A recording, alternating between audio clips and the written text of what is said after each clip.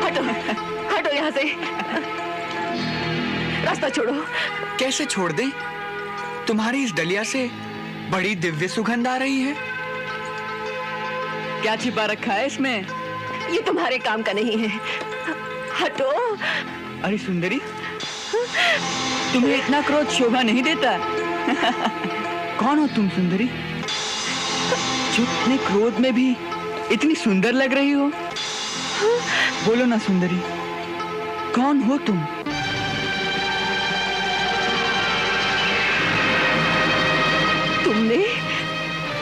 तुमने मुझे सुंदरी कहा? मुझे? हाँ।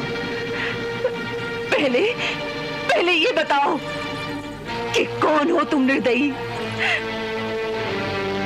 जो एक कुरूप कुबड़ी स्त्री को सुंदरी कह के उसकी हंसी उड़ा रहे हो, जिसका लोग कुब्जा कह के उपहास करते हैं,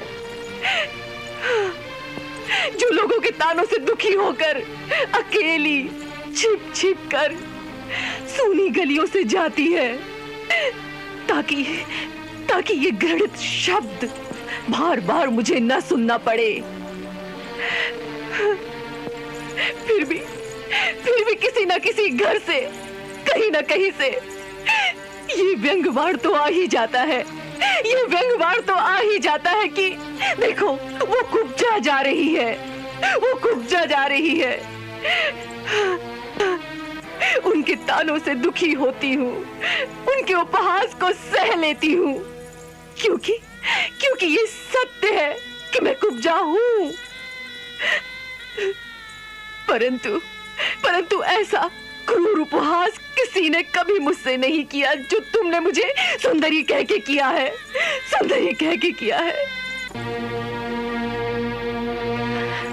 छेड़ना ही था तो तुम मुझे कुब्जा कह लेते, मैं सह लेती।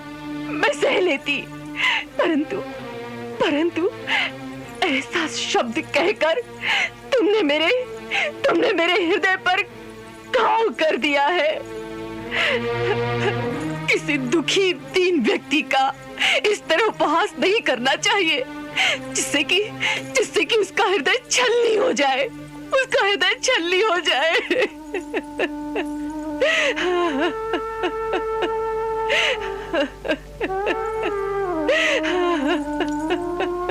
मैंने हंसी तो नहीं उड़ाई सुंदरी,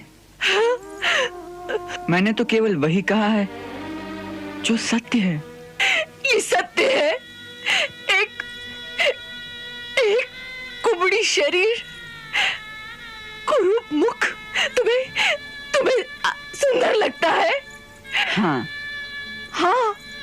देवी, मैं किसी के शरीर को कभी नहीं देखता, मैं तो केवल आत्मा देखता हूँ। तुम्हारे अंदर जो सुंदर आत्मा है उसे लोग नहीं देख सकते, परंतु मैं तुम्हारी वो परम सुंदर आत्मा देख रहा हूं, इसलिए तुम्हें सुंदरी कहा मैंने।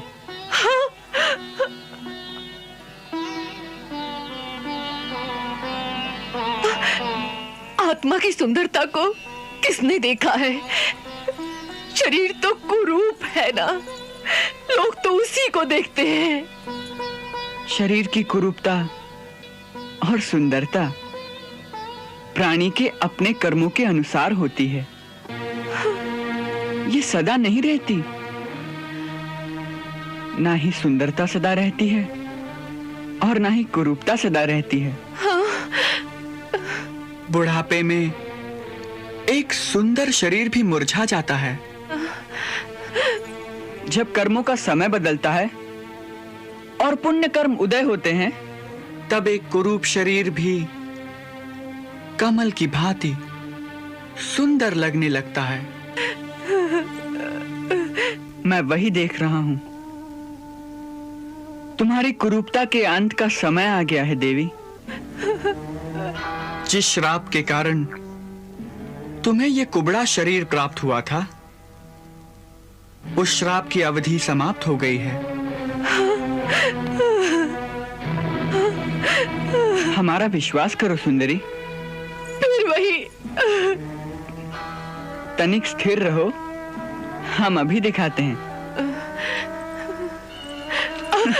अरे ये क्या कर रहे हो?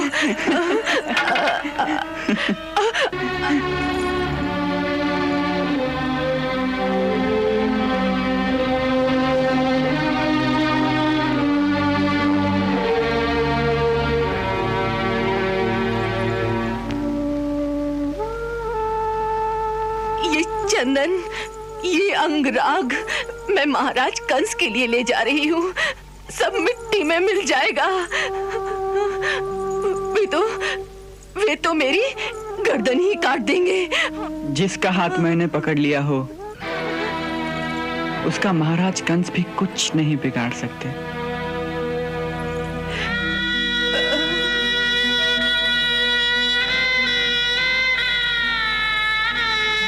हमारा विश्वास करो सुंदरी।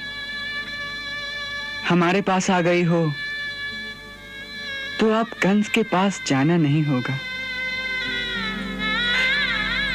यदि इस अंगराग का डर है तो ये डलिया हमें दे दो, अब इसका सेवन हम करेंगे।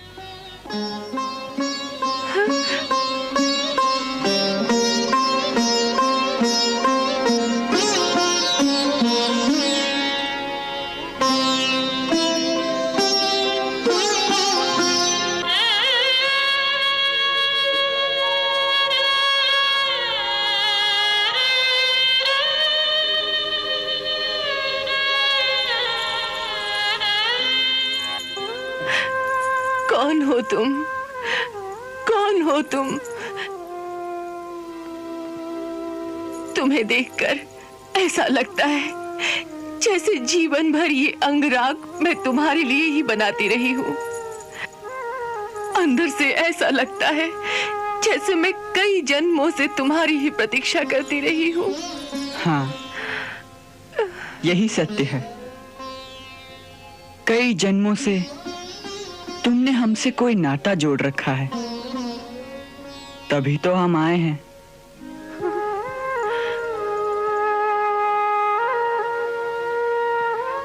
मैं जानती नहीं हूँ कि तुम कौन हो, परंतु आत्मा के अंदर से कोई आवाज दे रहा है कि ये चंदन, ये अंगराग तो क्या है पगली। अपना सर्वस्व इनके चरणों में समर्पण कर दे। यही तेरा सर्वस्व है, यही तेरा सर्वस्व है। ले लो प्रभु, ये सर्वस्व तुम्हारा ही है। नहीं नहीं नहीं नहीं, ऐसे नहीं दूंगी। जी चाहता है आज मैं अपने हाथ से तुम्हारे शरीर पर इस अंगराग का लेप करूं। जिस प्रकार आज तक मैं उस पापी के शरीर पर लेप करती आ रही हूँ, उसी प्रकार आज तुम्हारे अंगों को इस अंगराग से सुवासित कर दूं। चलो प्रभु, चलो मेरी कुटिया पर, चलो प्रभु। इस दासी को एक सेवा का अवसर दो प्रभु।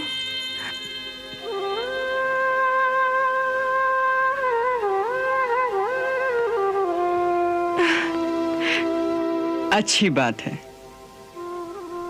परंतु तुम्हारे महाराज क्या कहेंगे? कहीं गर्दन काट दी तो? कौन महाराज? तुम्हें देखने के पश्चात तो अब मुझे ना कोई महाराज दिखाई देता है, ना कोई और। अब तो आत्मा के अंतर तक केवल तुम ही तुम हो और कुछ नहीं। एक प्रकाश ही प्रकाश है, और उस प्रकाश में जैसे मैं डूबती जा रही हूँ, डूबती जा रही हूँ, जैसे मेरा अपना अस्तित्व ही नहीं रहा।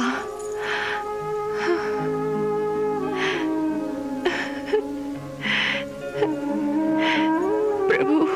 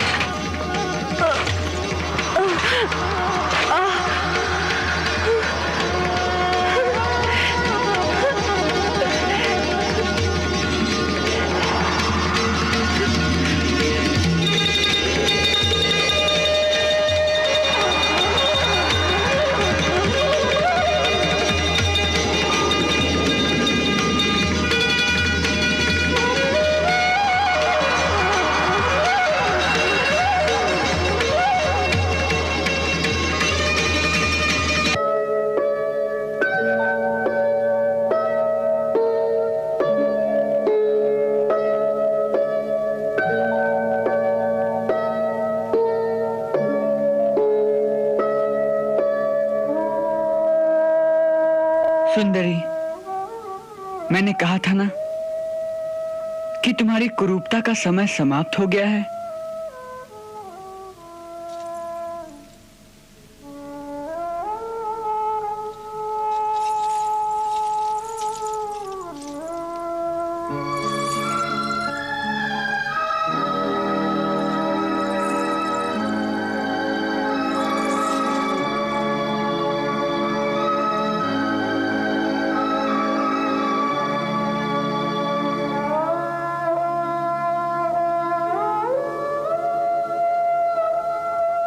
बोलो, क्या चाहिए?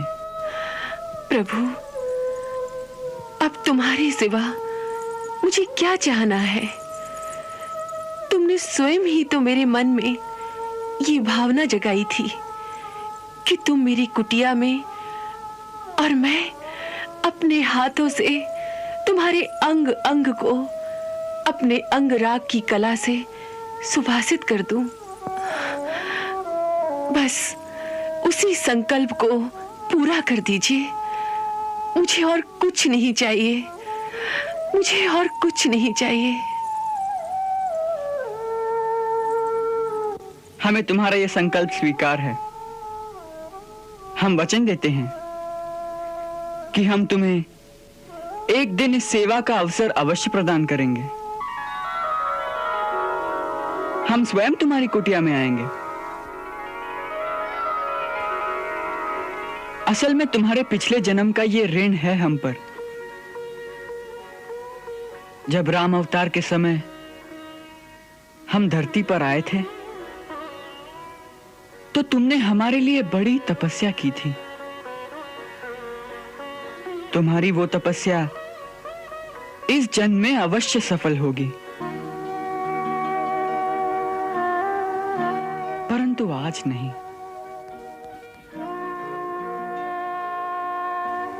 आज नहीं तो कोई बात नहीं। जब मैंने इतने जन्मों तक प्रतीक्षा की है, तब मैं इस जन्म में भी आज से अपनी कुटिया में बैठी इन चरणों की प्रतीक्षा करूंगी।